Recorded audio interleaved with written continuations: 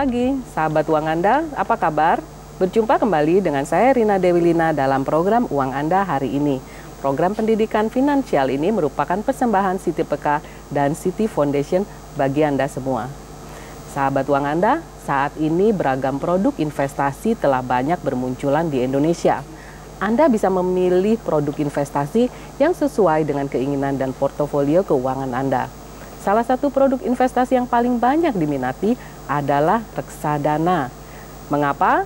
Karena reksadana dapat dimulai dengan modal kecil dan cocok bagi Anda yang tidak memiliki banyak waktu, serta keahlian untuk menghitung risiko atas investasi yang dimiliki. Sahabat Uang Anda, saya sangat senang sekali pagi ini dengan hadirnya tamu istimewa yang sangat cocok sekali untuk mendiskusikan topik kita hari ini, yaitu reksadana solusi investasi terjangkau. Beliau masih muda, pintar, dan yang terpenting sukses sebagai bankir. Selamat pagi Pak Harsha. Selamat pagi Bu Rina. Apa kabar Pak? Baik, terima kasih. Baik, terima kasih. Nah, selamat datang di studio di acara kami program Uang Anda. Nah Pak Harsha, bagaimana perjalanan tadi ke sini Pak? Masih pagi ya, jadi semuanya lancar. Semuanya lancar ya. Alhamdulillah. Baik sahabat Uang Anda, Pak Harsha menjabat sebagai Director of Retail Investment and Consumer Treasury Head dari Citibank Indonesia. Beliau ahli dalam bidang reksadana. Pak Harsha, banyak sekali pemirsa yang ingin mengetahui lebih banyak tentang reksadana. Bisakah Pak Harsha menjelaskannya? Oke, baik. Tentu saja. Mungkin reksadana sesuai dengan namanya. Ya. Reksa itu kan bersama-sama. Dana adalah dana bersama-sama. Nah, di reksadana ini sebenarnya itu adalah suatu wadah di mana dana daripada investor itu dikumpulkan, dan lalu diinvestasikan oleh manajer investasi sesuai kepada surat berharga, ya, apakah itu surat berharga saham, surat hutang maupun deposito sesuai dengan mandat daripada setiap reksadana tersebut. Oke. Mungkin simpelnya seperti itu. Simpelnya seperti itu ya. Baik Pak Harsha, ada harapan besar yang dimiliki para pemilik modal dalam berinvestasi. Salah satunya ingin memperoleh keuntungan dalam waktu yang cepat. Apakah reksadana dapat menjawab harapan tersebut? Mungkin Bapak bisa menjawabnya dengan singkat. Silakan. Baik, reksadana itu sebenarnya ada satu hal yang pasti dari reksadana, ya, yaitu adalah dia tidak bisa memberikan jaminan hasil daripada investasinya, ya. Tentunya kinerja daripada reksadana, hasil dari reksadana tergantung dengan, ya, kinerja daripada surat berharga yang ada dalam reksadana tersebut. Kalau sekarang IHSG bisa lebih dari 10% dari Januari sampai Maret, tidak menutup kemungkinan bahwa ada reksadana saham yang bisa seperti itu. Namun tentunya ini bukan suatu hal yang dapat terus-terusan dilakukan, ya, dan ada jaminan bahwa ini akan terus terjadi. Ini seperti itu. Baik, terima kasih atas jawabannya Pak Harsha. Nah, Pak Harsha, kita akan jeda beberapa saat untuk menyaksikan tayangan iklan berikut ini. Sahabat Uang Anda, tetaplah bersama kami. Anda dapat mengikuti segmen interaktif setelah jeda berikut ini.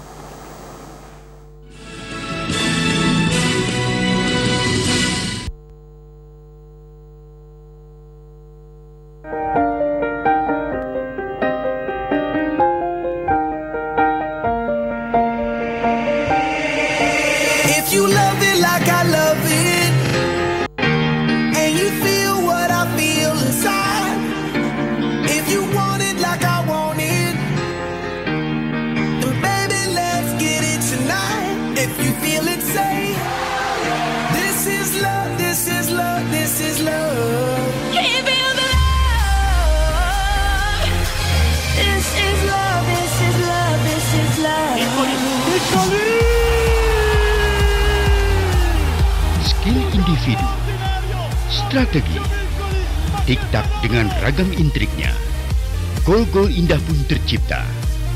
Laga Liga Italia tetap eksklusif dan langsung hanya di TVRI.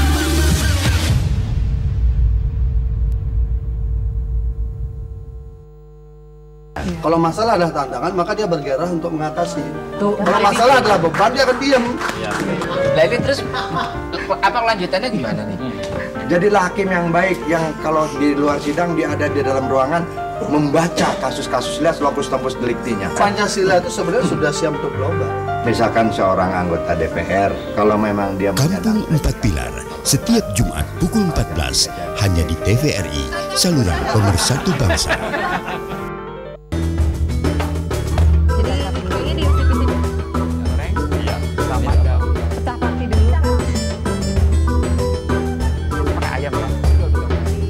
Halo, kami ajak Anda mengenal ragam racikan Nusantara. Resep masakan dengan bahan rempah-rempah asli Indonesia.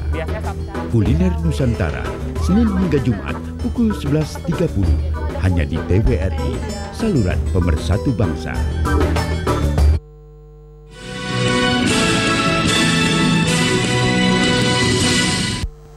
Baiklah, kini saatnya saya membuka segmen interaktif di nomor di bawah ini.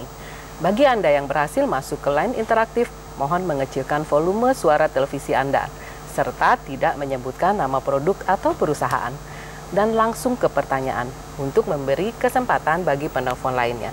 Jangan lupa passwordnya, uang Anda kendali di tangan Anda. Sahabat uang Anda, sambil menunggu telepon masuk, saya ingin kembali bertanya kepada narasumber spesial kita. Pak Harsha, prinsip apa yang harus diketahui pemilik modal ketika dia akan memulai reksadana? Baik, tentu yang penting sekali adalah yang pertama-tama tujuannya untuk berinvestasi apa, ya. Lalu yang kedua, kenali seberapa banyak kita bisa mengambil risiko, ya. Risikonya sejauh apa yang kita bisa ambil, ya. Lalu yang ketiga adalah jangka waktu daripada investasi kita kenali, ya.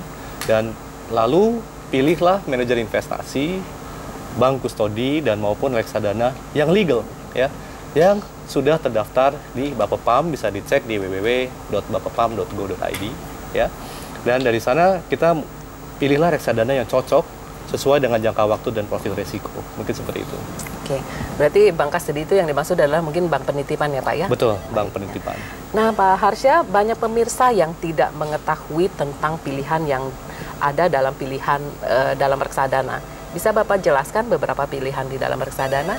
Oke. Jadi begini, tadi dijelaskan. Sebentar, kita angkat telepon dulu ya Pak. Oke, halo, selamat pagi. Halo, selamat pagi. Selamat pagi. Ya, dari mana dan dengan siapa? Dari Ibu Sulastri, dari Purwokerto. Iya, silakan Ibu pertanyaannya. Ini, saya di daerah di Purwokerto. Kalau misal mau invest reksadana sih, bagaimana caranya? Terus,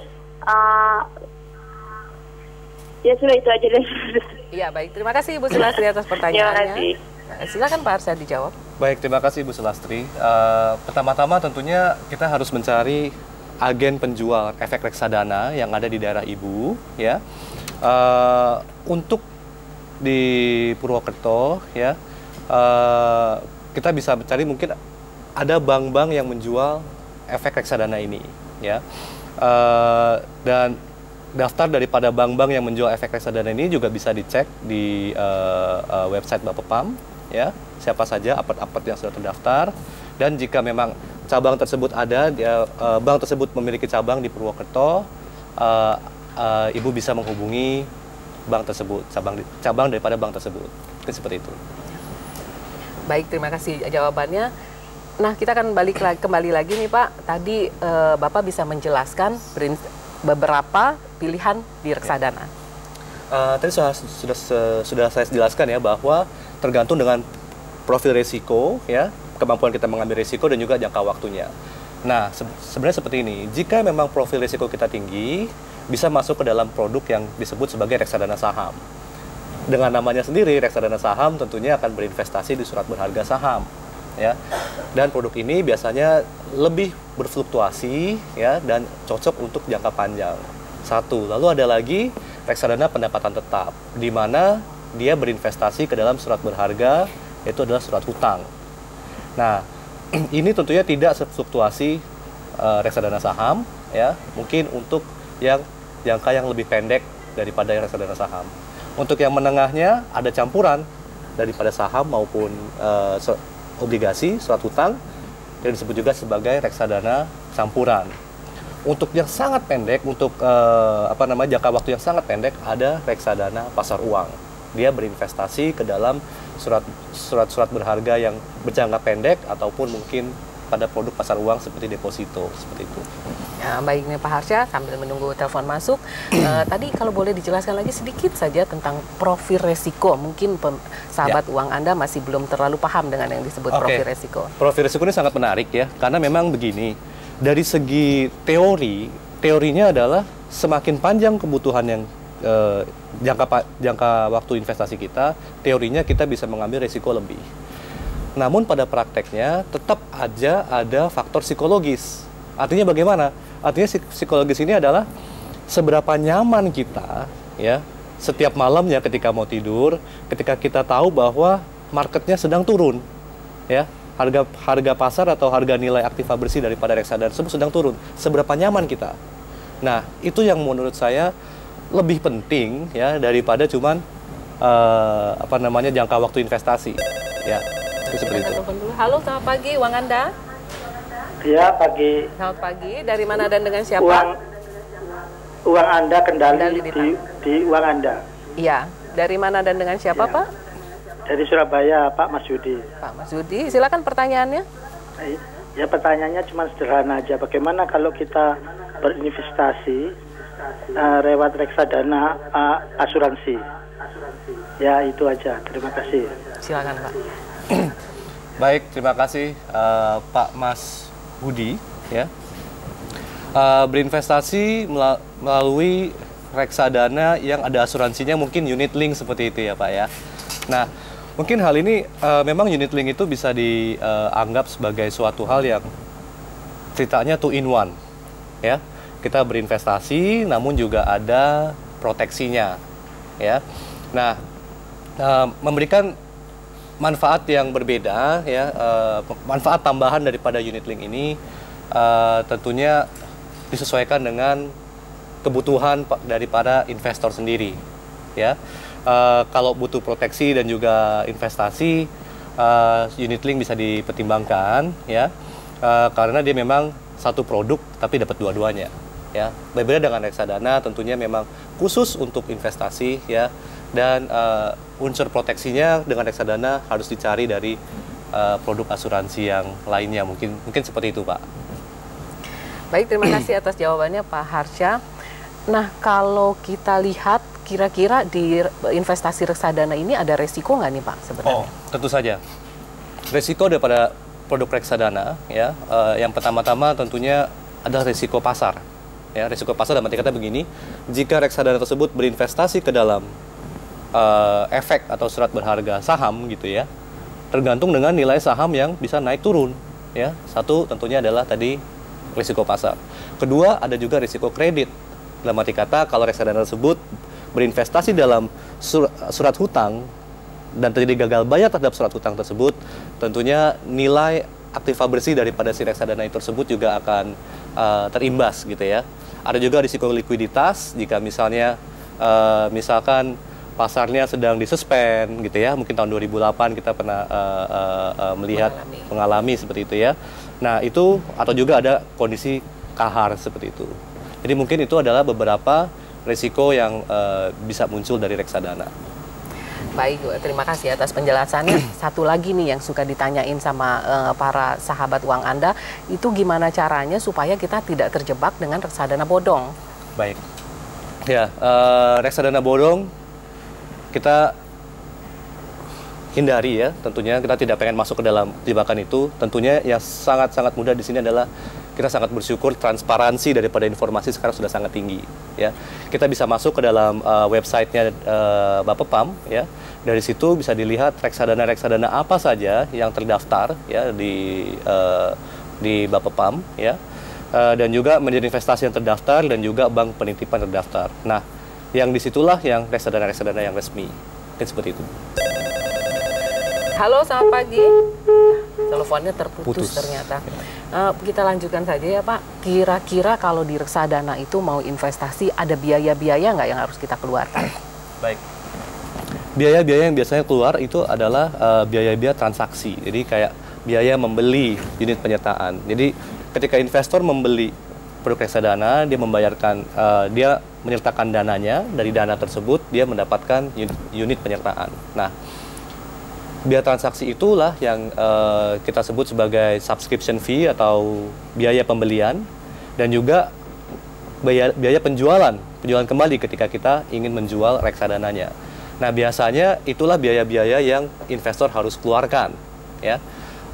Terhadap biaya-biaya yang lainnya, kalau misalkan dicek di prospektus ketika membeli reksadana ada biaya yang lainnya, itu masuk ke dalam NAB, seperti itu. Baik. Halo, selamat pagi. Halo, selamat pagi. Halo, selamat pagi. Ternyata teleponnya memang ada masalah sepertinya nih Pak ya. Pak Harsana, selain tadi kita sudah mengetahui resiko, ya kita sudah mengetahui biaya-biayanya. Itu biaya berapa besar sih biasanya biaya itu yang harus dikeluarkan? Oke, biaya-biaya tersebut sebenarnya ada di prospektus. Jadi saya selalu anjurkan pada investor untuk membaca prospektusnya. Untuk biaya pembelian daripada reksadana, ya. Tergantung dengan produknya, ya. Ada yang misalkan reksadana saham gitu ya, bisa mencapai 2 sampai 2,5% dari dana yang akan diinvestasikan, ya. Begitu juga dengan biaya pembelian penjualan kembali maupun biaya pengalihan. Kalau misalkan kita ingin switching produk, biasanya semua ada di prospektus. Mungkin kira-kira bisa sampai dengan 2% ketika melakukan transaksi. Jadi kira-kira sekitar 2% untuk setiap transaksi, seperti itu. Setiap transaksi. Ya. Halo, selamat pagi. Halo, selamat pagi. Saya Zulkifli. Iya. Saya menanya mengenai trading option di pasar di bursa Jakarta dengan modal di bawah 3.000 atau di bawah 5.000 dolar. Apakah itu bisa menghidupkan kita? Baik, terima kasih atas pertanyaannya Pak. Tapi topik kita hari ini adalah tentang reksadana, sehingga kita tidak menjawab tentang option. Bapak boleh menanyakan tentang option kepada email kami. Nanti kami akan menginformasikannya untuk email kami tersebut. Nah, sahabat uang Anda, kini saatnya saya menjawab pertanyaan via email dan sosial media yang akan dibantu dijawab oleh Mas Harsha lagi.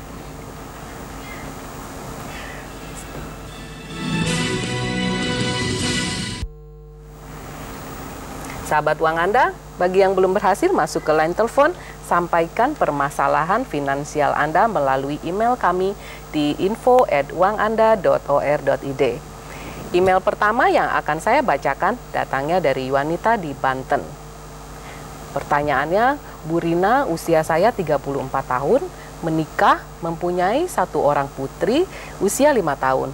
Saya bekerja sebagai pegawai swasta dengan gaji 4 juta per bulan dan ingin berinvestasi di reksadana.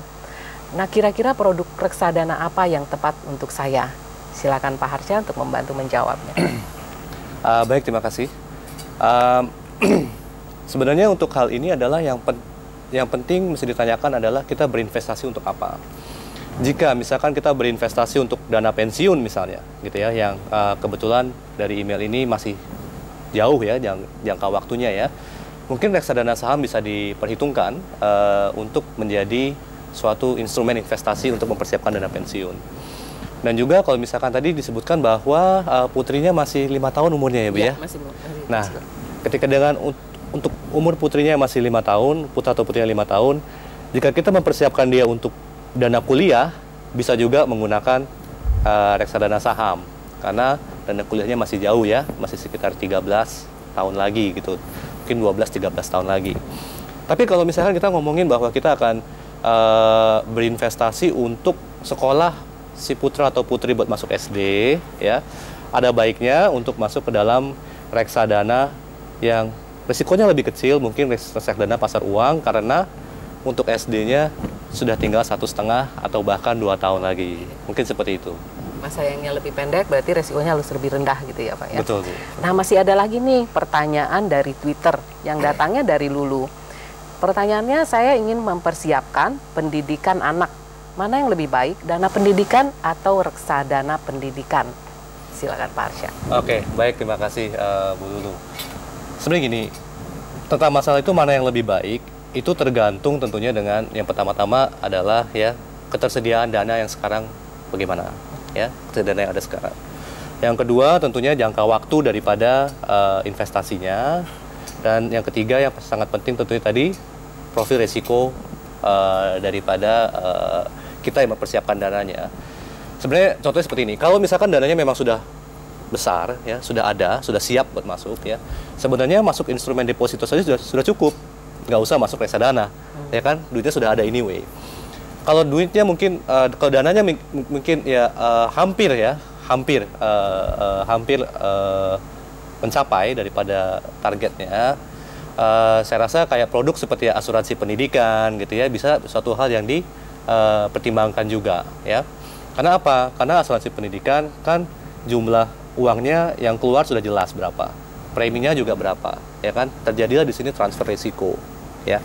Jadi itu bisa diperhatikan. Tapi kalau misalkan memang masih jauh nih, ya, maka reksadana yang returnnya bisa dipakai untuk mencapai pendidikan bisa dipertimbangkan juga. Tapi ingat, reksadana tidak memberikan jaminan hasil, ya, tidak memberikan jaminan hasil. Makanya semakin panjang semakin baik. Kenapa? Memberikan waktu untuk terjadinya recovery kalau misalkan market sedang jatuh. Mungkin seperti itu. Ya. Terima kasih, jawabannya bagus sekali nih Pak, cukup jelas. Nah, pertanyaan terakhir nih dari saya, saran apa yang bisa Bapak berikan kepada sahabat uang Anda bagi yang ingin berinvestasi di reksadana, dan mungkin boleh diinformasikan bagaimana cara memilih produk reksadana. Baik, terima kasih. Nah, yang jelas adalah tujuannya apa dulu, ya? Yang jelas tujuannya apa dulu. Karena apa? Karena investasi tanpa tujuan ujung-ujungnya bisa spekulasi, ya. Kita jual ketika harga kita pikir sudah cukup tinggi, besok harga masih naik lagi, jadi kita nyesel, ya. Atau kita beli ketika kita pikir harga sudah rendah, taunya besok masih turun lagi, again kita nyesel. Yang jelas adalah harus ada tujuannya. Yang kedua, tadi saya bilang profil resikonya, ya, harus jelas. Nggak percuma kita punya dana pensiun 20 tahun lagi, kalau tahun depan kita sudah sakit jantung, ya, karena marketnya sempat turun. Jadi profil resiko harus kita kenali, ya, profil resiko kita kenali. Jangka waktu harus kita disesuaikan dengan tujuannya juga. Dan pasti yang keempat yang sangat penting adalah pastikan beli produk reksadana, ya, yang sudah terdaftar di Bapepam, ya. Jangan sampai kita masuk ke dalam produk reksadana bodong yang hanya memberikan janji-janji return yang semu saja, seperti itu. Oke. Baik Pak Harsha, terima kasih sekali lagi sudah meluangkan waktu untuk hadir di acara kami. Sukses terus dengan segala aktivitas yang dijalankan. Nah, sahabat uang Anda, saya yakin banyak sekali inspirasi yang dapat kita peroleh dalam episode Uang Anda kali ini. Sebelum saya menutup, ada beberapa kesimpulan bagi Anda yang ingin berinvestasi di reksadana. Yang pertama, gali informasi dan pelajari dengan baik tentang reksadana dan tujuan Anda berinvestasi. Reksadana memiliki beberapa jenis dengan 4 pilihan yang paling populer di reksadana pasar uang, reksadana pendapatan tetap, reksadana campuran, dan reksadana saham. Masing-masing jenis memiliki potensi imbal hasil yang berbeda, dan tentu saja resiko investasi yang berbeda pula. Selanjutnya, hitung kebutuhan investasi reksadana. Bagi pemula, lakukan investasi secara berkala dan teratur dengan jumlah nominal yang sama, sebaiknya ditempatkan di produk yang sama pula. Contohnya, jika Anda membeli produk reksadana campuran, belilah dengan nominal misalnya 200.000 setiap bulan dengan jangka waktu sesuai tujuan keuangan Anda. Kemudian, pilih produk reksadana dengan teliti. Perlu diketahui bahwa saat ini terdapat ratusan produk reksadana yang ditawarkan oleh berbagai manajer investasi.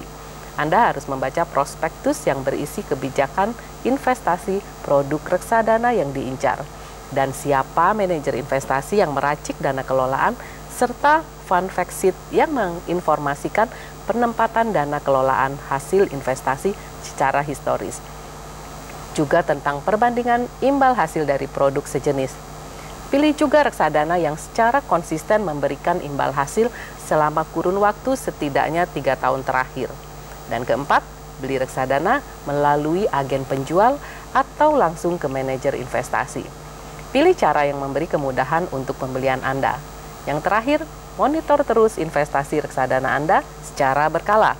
Apabila Anda menggunakan sistem investasi dengan mendebet rekening tabungan secara otomatis, maka setiap bulan Anda akan menerima laporan dari bank kastedian yang merupakan bank penitipan tentang laporan kinerja dan jumlah kepemilikan reksadana.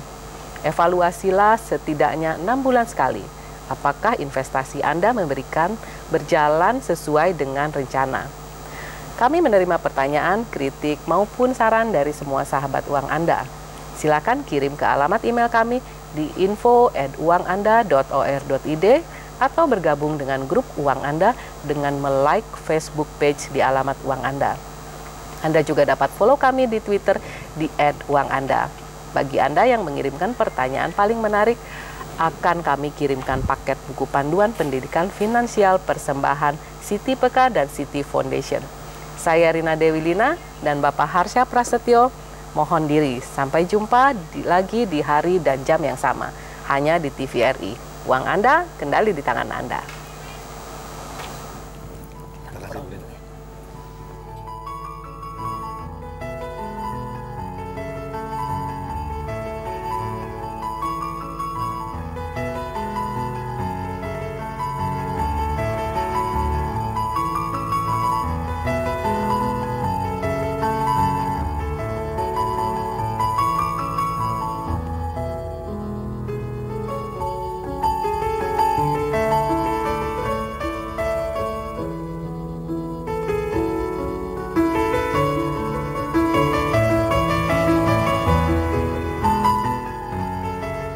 Acara ini dipersembahkan oleh